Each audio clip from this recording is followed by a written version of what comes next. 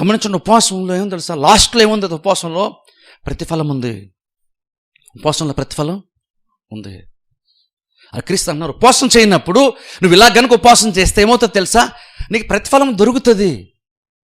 ఉపవాసం వల్ల కూడా ప్రతిఫలం ఉంది తెలుసా మనకి.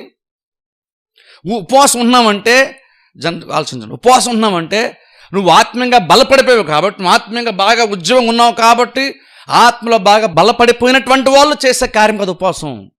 చాలామంది ఏమంటారు, ఉపవాసం ఎందుకు చేస్తారంటే నేను ఆత్మీయంగా నేను చాలా దేవునిలో చాలా బలంగా ఉన్నాను అని ప్రూవ్ చేసుకోవడానికి ఉపవాసం ఉంటున్నారు చాలామంది. వారు ఉపవాసం బేసి ఏం చెప్తుందంటే నేను ఆత్మీయంగా అందరికంటే నేను టాప్లో ఉన్నాను అనేసి ప్రూవ్ చేసుకోవడానికి ఉపవాసం. కానీ ఉపవాసం అంటే నువ్వు ఆత్మీయంగా బాగున్నావు కాబట్టి నువ్వు ఉపవాసం చేయగలుగుతున్నావు అని కాదు.